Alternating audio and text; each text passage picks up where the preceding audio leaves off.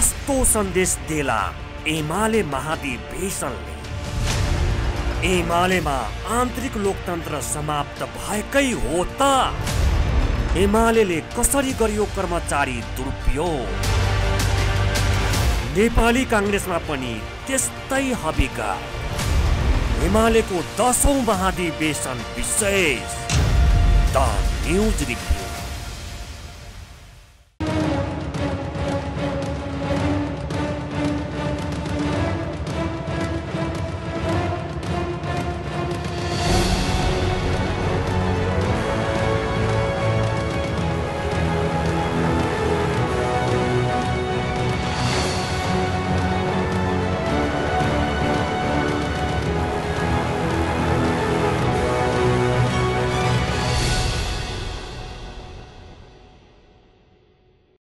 दर्शकबिन नमस्कार। खास न्युजको बहुकोणीय चिरफार गर्ने कार्यक्रम द न्युज रिभ्यूको आजको अङ्कमा स्वागत छ। म विरोध कार्की। यति बेला प्रमुख प्रतिपक्षी दल नेकपा एमालेको 10औं महाधिवेशन जारी छ। नेकपा एमाले नेपाली कम्युनिस्ट आन्दोलनको मूलधार मात्रै नभएर नेपालकै सबैभन्दा ठुलो पार्टी समेत हो। त्यसैले एमालेको जारी महाधिवेशनप्रति सिङ्गो मुलुकको ध्यान केन्द्रित भएको छ।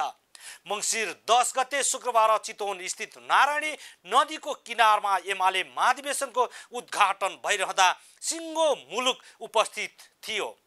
प्रधानमन्त्रीदेखि लिएर सम्पूर्ण प्रमुख राजनैतिक दलका प्रतिनिधिले आफै उपस्थिति भएर शुभकामना दिए। महाधिवेशन हेर्न 77 जिल्लाका अगुवा कार्यकर्ता त आउने नै भए। मुलुकका 7 मध्ये 4वटा प्रदेशबाट त एमालेले आफ्नो मतदातालाई समेत महाधिवेशन स्थलमा उतार्यो। गण्डकी लुम्बिनी र प्रदेश 2बाट चितवनमा एमालेका उल्लेख्य मतदाताको उपस्थिति रह्यो। तर भिड देखाउने नाममा एमालेको नामै नसुनेका र राजनीतिप्रति चासो नै नभएका जनतालाई चितवन ओसारिनु, विद्यालय तथा पालिकाहरूका कार्यालय बन्द गरिनुलाई कतिपयले नकारात्मक टिप्पणी पनि गरेका छन्। एमालेले 10औं महाधिवेशन केका लागि गरेको हो? एमालेले 10औं महाधिवेशन केका लागि गरेको हो? जति सक्दो धेरै जनता चितवन उतार्ने रणनीति एमालेले किन अवलम्बन गर्यो? आफूलाई कम्युनिस्ट आन्दोलनको मूलधार बताउने एमालेको महाधिवेशनमा शुभकामना दिन राप्रपाका अध्यक्ष कमल थापा पुग्दा किन संस्थापक महासचिव सिपी मैनाली जान सक्नु भएन? लामो कालखण्ड एमालेको नेतृत्व गर्नुभएका पूर्व प्रधानमन्त्रीहरू झलनाथ खनाल, माधव नेपाल लगायतका नेताहरूले किन शुभकामना दिनु भएन? माओवादी केन्द्रका अध्यक्ष एवं पूर्व प्रधानमन्त्री पुष्पकमल दाहाल प्रचण्ड आफ्नै जिल्लामा एमालेको अधिवेशन हुँदा पनि किन शुभकामना दिन जानु भएन? पूर्व प्रधानमन्त्री डाक्टर बाबुराम भट्टराईलाई नबोलाएको हो या नजानु भएको हो? लगायतका तमाम प्रश्नहरू अनुत्तरित छन्। प्रस्तुत छ यसैको सेरोफेरोमा रहेर विविध सन्दर्भमा हाम्रा सहकर्मी बिन्दुकान्त घिमिरेले तयार गरेको टिप्पणी। कस्तो सन्देश देला एमाले महाधिवेशनले। एमालेमा आन्तरिक लोकतन्त्र समाप्त भएकै हो त। एमालेले कसरी गर्यो कर्मचारी दुरुपयोग। नेपाली काङ्ग्रेसमा पनि त्यस्तै हबिका। एमालेको 10औं महाधिवेशन विशेष द न्युज रिभ्यू। दर्शकबिन, 10औं महाधिवेशन समापनको चरणमा पुग्दै गर्दा सबैभन्दा महत्त्वपूर्ण प्रश्न भनेको पार्टी विभाजनको असर एमालेमा के कति परेको होला? मदन भण्डारीले आरम्भ गरेको आन्तरिक लोकतन्त्रले निरन्तरता पाउला कि परम्परागत कम्युनिस्ट पार्टीहरूले जस्तै एमाले भित्र पनि निषेधको राजनीतिले प्रशय पाउला भन्ने जिज्ञासा धेरैको छ। अध्यक्ष केपी शर्मा ओली पुनः दोहोरिने त निश्चित जस्तै छ, किनकि उहाँले आफ्नो पक्षकालाई मात्रै छानी छानी महाधिवेशन प्रतिनिधि बनाउनु भएको जगजाहेर छ। तर ओलीले जुन शैलीमा महाधिवेशन प्रतिनिधिहरू चयन गर्नुभयो त्यही शैलीमा आफूलाई फेरि अध्यक्ष निर्वाचित भएको घोषणा गर्नुहोला कि डाक्टर भीम रावललाई पनि उम्मेदवार बन्ने मार्ग प्रदान गर्नुहोला? अध्यक्ष ओलीले अरू पदमा पनि आन्तरिक लोकतन्त्र निषेध गर्नु होला कि नहोला भन्ने प्रश्न पनि टटकारो छ। यसै सन्दर्भमा छोटो टिप्पणी। कस्तो सन्देश देला एमाले महाधिवेशनले? एमालेमा आन्तरिक लोकतन्त्र समाप्त भएकै हो त? एमालेले कसरी गर्यो कर्मचारी दुरुपयोग? नेपाली काङ्ग्रेसमा पनि त्यस्तै हबिका। एमालेको 10औं महाधिवेशन विशेष द न्युज रिभ्यू। आकांक्षीहरूको भाग पुर्याउनका लागि पदाधिकारी र केन्द्रीय सदस्यहरूको संख्या बढाउने, संगठनका तहहरू थप्ने विकृति नेपालको राजनीतिमा सुरु गरेको माओवादी केन्द्रका नेता पुष्पकमल दाहाल प्रचण्डले हो। त्यसैको देखासिखी गर्दै एमाले अध्यक्ष ओलीले पनि 10औं महाधिवेशन मार्फत जम्बो केन्द्रीय समिति बनाउनु भएको छ। महाधिवेशन उद्घाटनपछि बसेको अन्तिम केन्द्रीय कमिटी बैठकमा अध्यक्ष ओलीले पदाधिकारी थप गर्ने र केन्द्रीय समितिको आकार बढाउने प्रस्ताव पेश गर्नु भएको हो।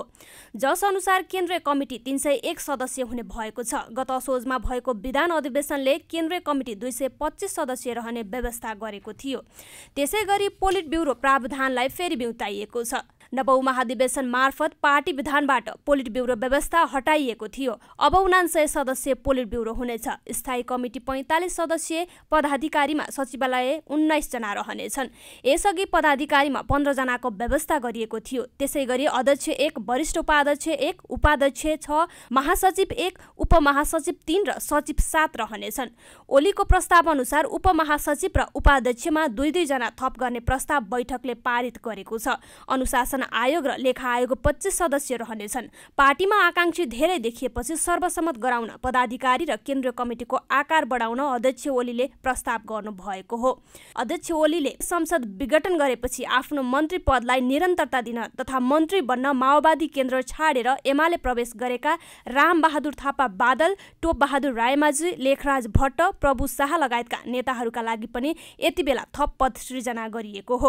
त्यसैगरी माधव कुमार नेपाल र झलनाथ खनाललाई धोका दिए बापत योगेश भट्टराई, घनश्याम भुसाल, सुरेन्द्र पाण्डे, अष्टलक्ष्मी साक्य लगायतका नेताहरूलाई के कसरी पुरस्कृत गर्ने भन्ने चुनौती ओली सामु अझै छ। यो टिप्पणी तयार पार्दासम्म अध्यक्ष पदमा ओली र भीम रावल बाहेक अरूको दावी छैन। वरिष्ठ उपाध्यक्ष पदमा ईश्वर पोखरेल र सुभाष नेवाङ बाहेक अरूको दावी छैन। 6 वटा उपाध्यक्ष पदका लागि अध्यक्ष ओलीले युवराज गेवाली, अष्टलक्ष्मी साक्य, रामबहादुर थापा बादल, घनश्याम भुसाल, किरण गुरुङ र रघुजी पन्तलाई हरियो बत्ती बालिसक्नु भएको छ। एउटा महासचिव पदका लागि विष्णु पौडेल, शङ्कर पोखरेल, सुरेन्द्र पाण्डेको दावी छ। 3 वटा उपमहासचिव पदका लागि अध्यक्ष ओलीले प्रदीप गेवाली, टोप बहादुर रायमाझी र पृथ्वी सुब्बा गुरुङलाई अघि सार्नु भएको छ। यसमा अरूले चुनौती दिएका छैनन्। तर सचिव पदको 7 वटा कोटामा भने योगेश भट्टराई, गोकर्ण विष्ट, भीम आचार्य, रघुवीर महासेठ, विष्णु रिमाल, लेखराज भट्ट, लालबाबु पण्डित, भानुभक्त ढकाल, यमलाल कँडेल, खगराज अधिकारी, छविलाल विश्वकर्मा, थममाया थापा, राधा गेवाली, पद्मा अरियाल, बिन्दा पाण्डे, कृष्ण गोपाल श्रेष्ठ र कर्ण थापा गरी 17 जनाको दावी छ। कस्तो सन्देश देला एमाले महाधिवेशनले? एमालेमा आन्तरिक लोकतन्त्र समाप्त भएकै हो त? एमालेले कसरी गर्यो कर्मचारी दुरुपयोग? नेपाली काङ्ग्रेसमा पनि त्यस्तै हबिका। एमालेको 10औं महाधिवेशन विशेष द न्युज रिभ्यू। हो दर्शकबिन, पञ्चायत कालका कठिन दिनमा विद्यार्थी, शिक्षक र कर्मचारी मिलेर भूमिगत रूपमा मनाएको पार्टी हो एमाले। 2046 सालमा बहुदलीय व्यवस्था स्थापनापछि एक थरी शिक्षक तथा कर्मचारीहरू सरकारी सेवाबाट राजीनामा दिएर राज्यका राजनैतिक पदमा समाहित भए। अर्का थरी शिक्षक तथा कर्मचारीहरूले राज्यको तलब भत्ता खाएरै पार्टी सङ्गठनलाई निरन्तरता दिए।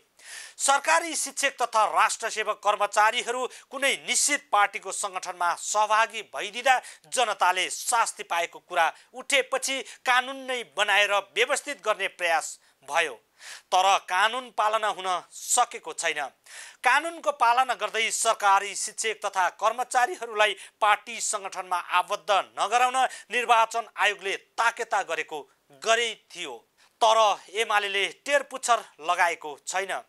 के कसरी दुरुपयोग गर्दैछ त एमाले सरकारी शिक्षक तथा कर्मचारीहरूको? आफ्नो पदको दुरुपयोग गर्ने शिक्षक तथा कर्मचारीहरू को हुन्? दर्शकबिन यस सन्दर्भमा छोटो चर्चा गर्दैछौँ। कस्तो सन्देश देला एमाले महाधिवेशनले? एमालेमा आन्तरिक लोकतन्त्र समाप्त भएकै हो त? एमाले कसरी गरियो कर्मचारी दुरुपयोग?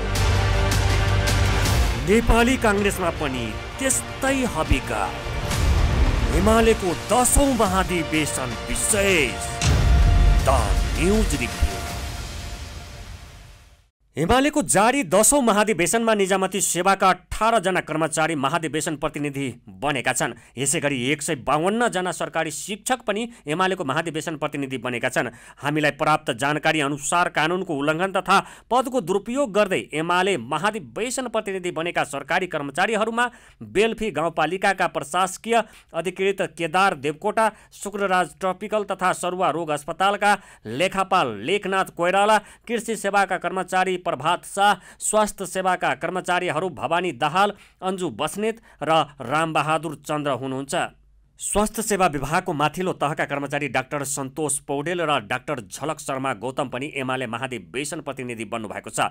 राजनीतिक दल सम्बन्धी ऐन 2073 को दफा 14(2) नेपाल सरकार प्रदेश सरकार स्थानीय तहको स्वामित्व र नियन्त्रणमा रहेको स्वशासित संस्थाको बहालवाला प्राध्यापक शिक्षक वा कर्मचारीको पदमा बहाल नरहेको व्यक्ति मात्र राजनीतिक दलको सदस्य हुन पाउने उल्लेख छ। यसैगरी चितवनमा जारी एमालेको 10औं महाधिवेशनका लागि शिक्षकहरू गएपछि कपिलवस्तुको विजयनगर गाउँपालिका भित्रका सबै सामुदायिक विद्यालय बन्द भएका छन्।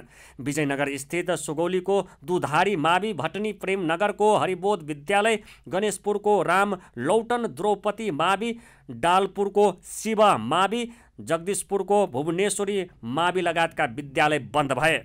विजयनगरका स्थानीय तेज प्रसाद पौडेलका अनुसार विद्यालयका प्राध्यापक केही दिनदेखि भ्रमणमा गएको र अधिकांश शिक्षक एमालेको महाधिवेशनमा गएपछि विद्यार्थीको पठन पाठन प्रभावित भएको छ।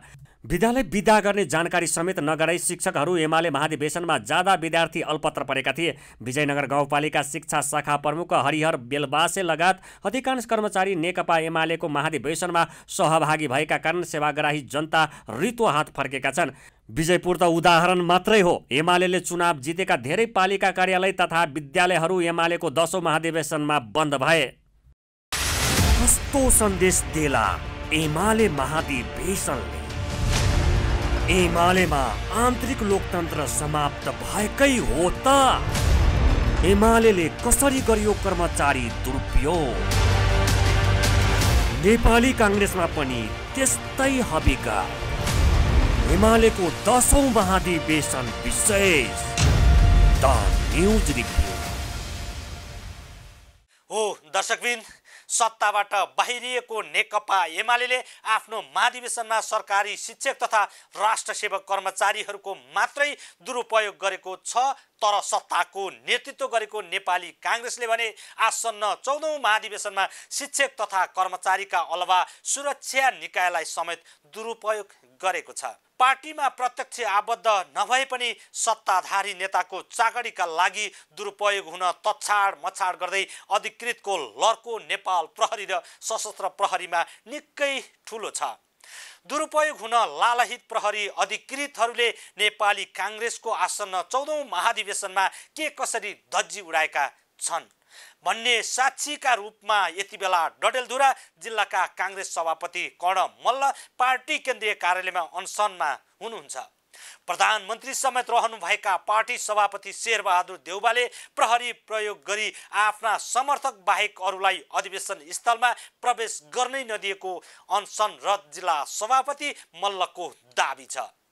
सभापति देउवाले कुन जिल्लाबाट सरकारी सुरक्षा कर्मीको दुरुपयोग गरी आफ्ना प्रतिनिधि ल्याउनु भएको छ त भन्ने जिज्ञासा यति बेला सर्वत्र उत्पन्न भएको छ। यस सन्दर्भमा छोटो चर्चा। कस्तो सन्देश देला एमाले महाधिवेशनले? एमालेमा आन्तरिक लोकतन्त्र समाप्त भएकै हो त? एमाले कसरी गरियो कर्मचारी दुरुपयोग? नेपाली काङ्ग्रेसमा पनि त्यस्तै हबिका। एमालेको 10औं महाधिवेशन विशेष द न्युज रिभ्यू। नेपाली कांग्रेसका नेता डाक्टर शेखर कोइरालाले नेपाली कांग्रेसको 14औं महाधिवेशनमा सरकारले सत्ताको दुरुपयोग गरेको आरोप लगाउनु भएको छ। कांग्रेस अधिवेशनका क्रममा रोल्पा, खोटाङ, रसुवा र रूपन्देहीमा मतदान अधिकृतमाथि भएको व्यवहारलाई लिएर उहाँले आक्रोश व्यक्त गर्नुभएको छ। डाक्टर कोइरालाले भन्नुभएको छ, नेपाली कांग्रेसको जारी अधिवेशनमा रोल्पा, खोटाङ, रसुवा र रूपन्देहीमा प्रहरी प्रशासनको नाङ्गो हस्तक्षेप र अमर्यादित क्रियाकलाप देखियो। कांग्रेस पार्टीको आन्तरिक लोकतान्त्रिक अभ्यासमा गृह प्रशासनको काम शान्ति सुरक्षा दिने मात्रै हो। जिल्लाहरूमा खटिएका निर्वाचन अधिकृतहरूलाई धम्क्याउने, तर्साउने र प्रहरीले बीच बाटोबाट पक्राउ गर्ने गरेको कोइरालाले बताउनु भएको छ। उहाँले पार्टीको आन्तरिक र सांगठनिक क्रियाकलापमा कुनै पनि दखल नदिन र हस्तक्षेप नगर्न प्रहरी प्रशासनलाई अनुरोध समेत गर्नुभएको छ। उहाँले भन्नुभएको छ, वर्तमान सरकारले सत्ताको चरम दुरुपयोग गरेर जिल्लाहरूमा खटिएका निर्वाचन अधिकृतहरूलाई धम्क्याउने, तर्साउने र प्रहरीले बीच बाटोबाट पक्राउ गर्ने कार्यको म भत्सना गर्दछु। कस्तो सन्देश देला एमाले महाधिवेशनले? एमालेमा आन्तरिक लोकतन्त्र समाप्त भएकै हो त? एमालेले कसरी गरियो कर्मचारी दुरुपयोग? नेपाली कांग्रेसमा पनि त्यस्तै हबिका। एमालेको 10औं महाधिवेशन विशेष द न्युज रिभ्यू। हस्त दर्शकबिन, द न्युज रिभ्यूको आजको प्रसङ्ग यति नै। तपाईँ न्युज नेपाल टेलिभिजनको प्रसारण युट्युब र फेसबुकमा पनि प्रत्यक्ष हेर्न सक्नुहुनेछ। क्यामेरामा राजु बैठाका साथ म प्रस्तोता विरोध कार्कीलाई बिदा दिनुहोस्। हेर्दै गर्नुहोला न्युज नेपाल टेलिभिजन। नमस्कार। कस्तो सन्देश देला एमाले महाधिवेशनले? एमालेमा आन्तरिक लोकतन्त्र समाप्त भएकै हो त? एमालेले कसरी गरियो कर्मचारी दुरुपयोग? नेपाली कांग्रेसमा पनि त्यस्तै हबिका। एमालेको 10औं महाधिवेशन विशेष द न्युज रिभ्यू।